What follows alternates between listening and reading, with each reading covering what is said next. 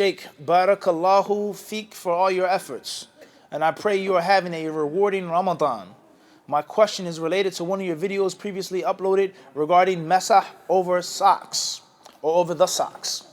Please, may you clarify the dalils, proofs, regarding wiping over those socks in which water may seep through. From the hadiths mentioned in your video and the views of the scholars, they mention the validity of masah over thick socks or leather socks, but not for thin socks. Jazakallah khair. Wassalamu alaikum. Wa alaikum assalam wa rahmatullahi wa barakatuh. May Allah bless you as well. Ameen to your du'as. We don't have too many efforts, just a little bit of time we try to give to the people to help them out, nothing more. May Allah make us sincere. May Allah accept those humble efforts and make them more. Ameen.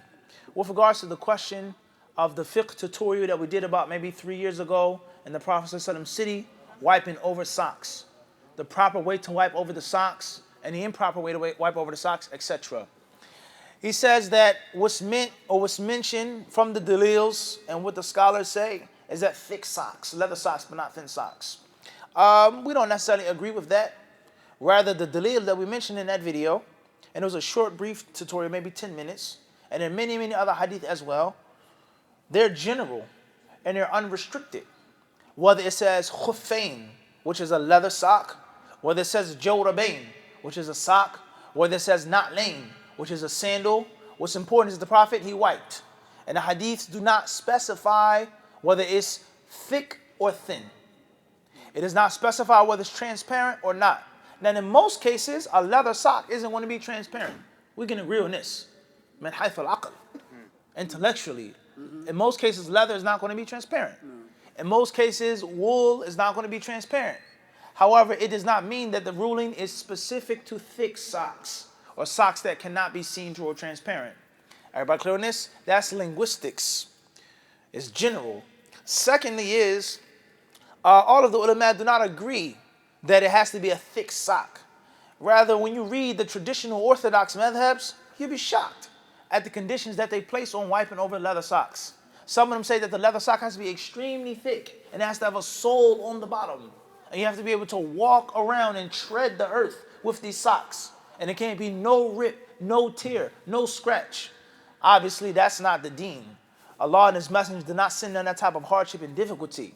Rather, the reason why people wear cotton socks, wool socks, poly cotton socks is no different than those who wear leather socks. To protect the feet from cold, to protect the feet from heat, and style, and fashion, and comfort.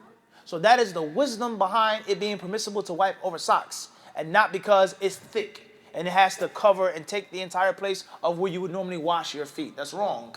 And if that was the case, then you would have to wipe the entire khuf, toe, instep, ball of your foot, heel, and no one says that from the ulama that you have to do that. So therefore, some of the ulama of today, such Shaykh Ibn Uthaymeen, rahimahullah, he has fatwa, in which he says it's permissible to wipe over business socks. It's permissible to wipe over socks which are not samik or ghalid, really thick socks, furry socks, thick cotton socks. He says anything that you wear on the foot, which is called a sock, a wrapping, is permissible to wipe over because the illah, the reason behind the legislation is one. And that is, we said the following things: ease, comfort, style. Extreme cold, extreme heat, perspiration, style, dress, etc. And that is with regards to all types of socks. So therefore, the dalil that you can wipe over thin socks is the dalil that you can wipe over thick socks. Everybody understand this? Because the ahadith do not specify whether they are thin or thick. Now, we have the concept of wiping over ripped socks, holy socks, quote unquote. That's the issue of tafsir. And from the greatest of the ulama who explained that issue was Shaykh Ibn Taymiyyah, rahimahullah, in which he gave detail. And he said that the Sahaba were warriors, which they were. They were mujahideen. They fought. As one of the poets said, he says, the children of those who were born upon the backs of horses, that were their cradles. The saddles of a horse was the cradle of the Sahabi. He was born and bred and raised to be a warrior. So Shaykh Islam Taymiyyah, he says, the Sahaba were either warriors or they were poor, Ashab al-Suffah. Everybody understand this? The poor companions that lived in the Prophet's masjid, they were muhajirin. So they didn't have luxury, they didn't have comfort. So in most cases, their socks were, without a doubt, there were holes and rips. So saying that it has to be totally solid, you can't see the foot, that's something that Allah Azza wa Jalla did not send down from the heavens. It is a clear hardship and difficulty. Wallahu a'lam.